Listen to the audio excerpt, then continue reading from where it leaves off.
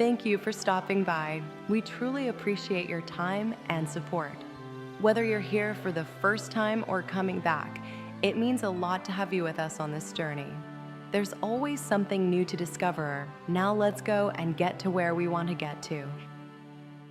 Get rid of me after my boyfriend just broke up with me. And like, it's not like it was like his fault. It's just like how he felt. And I'm not mad at him at all. But there's no way. And it's like no one is ready for that moment. But the fact that it just happened so soon, and I could have done something about it. And I could have like talked to him. Because I knew the whole time. And it's like, I should have just done something sooner. And it's like, I shouldn't be upset because I know like he had his reasons and everything, but just, I don't know, I'm gonna move on because he was like, I'm gonna sound so dumb for saying this, he was literally like the love of my life. We hung out last week.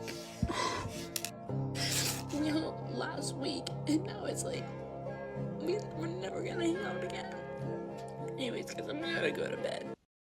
So simple it is to be that young. And yet, she cannot remember any of her past lives. She, like everyone else, starts at the beginning. Some of us can recall some things, but mostly it adds up to nothing of any true importance. She places so much depth on her current buildup, but little does she know that it'll be over before it really starts. All the nights where this memory will live will coalesce temporarily and be a safe haven for her pain. I know what is going to happen to her, and for that, Godspeed. That's going through a heartbreak right now, the girl that you're with for a long time, I'm going to tell you how to not become the guy that's stuck on a heartbreak 2 years later. And if you are the person that is still that way years after a heartbreak, you should watch this video too. About a year and a half ago, the girl that I was with for 4 years, that was my first everything, my first kiss, my first girl I had sex with, my first girl I went on a real date with. She cheated on me after 4 years of being together, and I didn't even know about it until 2 weeks later when I actually found out randomly. So I was with her for a long time. She broke my fucking heart, and I had to let her go. And I had to make sure that I didn't become the type of guy that's stuck on it forever. And I did. So now I'm going to tell you what to do. There's 4 things that you need to do over the span of the next 3 or 4 months that are going to drastically make you feel so much better and actually better let her go. The first thing you need to do is accept everything. You have to accept what she did to you. You have to accept things you didn't do that you know you should have. You have to accept what she could have done and you don't know about. For my example, I had to accept that she fucked another dude. I had to accept that she lied to me to my face. I had to accept that I literally ate her out 4 days before I found out. So that means that she had sex with this guy a few days before I did that. I had to accept all of that kind of stuff. And I'm not saying it was easy, it actually hurt really bad, but I would constantly think about it and say, yes, I accept that. So first thing you need to do is accept everything that you know and don't know and don't want to be true. The second thing you need to do is journal. And the reason I'm so big on journaling is because I have like 20 journals in my closet right now that are full of a bunch of stuff. But the most important part of journaling that helped me the most was when I was actually journaling my thoughts and feelings about the situation with her. Because this is a way for you to actually release the emotions and thoughts inside that no one else really understands. The third thing you need to do that sounds really weird is sit down in your room and feel your emotions. But I don't mean just sit there and feel them like everyone else says. When you feel sadness come up, do not grab your phone to distract yourself. Do not turn on the game. Do not turn on the TV. Literally sit there and close your eyes and invite that feeling in. Something that I used to do when I was dealing with these emotions is I would imagine that I'm giving these things a hug.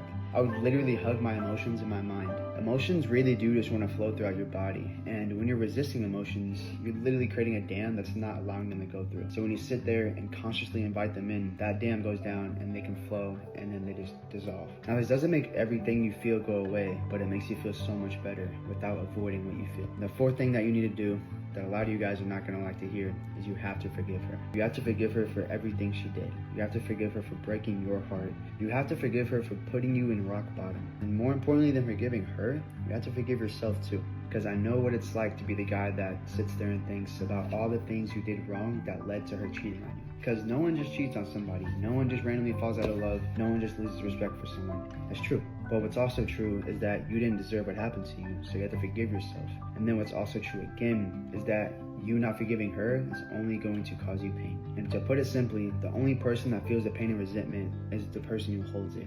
So those are 4 big things that I did for about 3 or 4 months that allowed me to feel so much better literally just a few months after breaking up with the girl I was with for 4 years. And now it's almost a year later and I don't think of her that often. And when I do, it's not attached to any negative emotion. It's just a thought just comes to mind of her because obviously certain things to remind me of her and here and there. I feel more purpose driven and I feel happier. And my confidence with girls has skyrocketed because I haven't let that baggage of emotion hold me back.